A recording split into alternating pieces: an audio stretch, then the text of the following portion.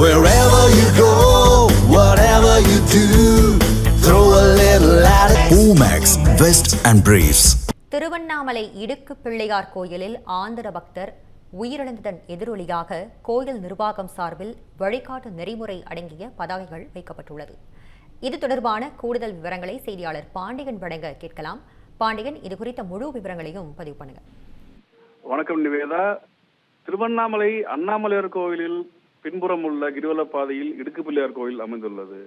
இந்த இடுக்கு பிள்ளையார் கோவிலில் பக்தர்கள் தங்களது உடலை வளைத்து நெளித்து அந்த இடுக்கு பிள்ளையார் கோவில் துவாரத்தில் இருந்து வெளியே வந்து மலையை பார்த்து வழிபடுவது வழக்கம். இந்நிலையில் கடந்த 25ஆம் தேதி ஆந்திர மாநிலத்தை சேர்ந்த மணிக்குமார் என்ற வாலிபர் அந்த இடுக்கு பிள்ளையார் கோவில் துவாரம் வழியாக வெளியே வந்துள்ளார்.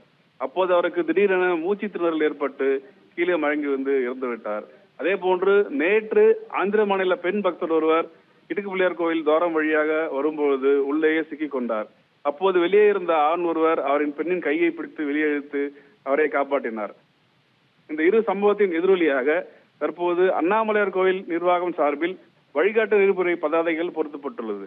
இந்த வழிகாட்டு நெறிமுறை என்பது யாவதில் வயதானவர்கள், உடல் பருமன் உள்ளவர்கள், மூச்சுத்திறனல் உள்ளவர்கள் இந்த துவாரத்தின் வழியாக வெளியே செல்ல அனுமதி இல்லை என்று தற்போது பதாகைகள் வைக்கப்பட்டுள்ளது.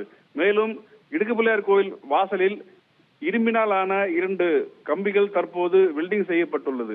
அந்த வழியாக பக்தர்கள் செல்ல முடிந்தால் மட்டுமே துவாரத்தின் உள்ளே சென்று வெளியே வர அனுமதி என்ற நிலையும் தற்போது ஏற்பட்டுள்ளது. நிவேதா, உங்கள் விரிவான தகவல்களுக்கு நன்றி பாண்டியன். தமிழ் ஜனம் சேனலை சப்ஸ்கிரைப் பண்ணாம பார்த்துட்டு இருந்தீங்கன்னா மறக்காம சப்ஸ்கிரைப் பண்ணிடுங்க.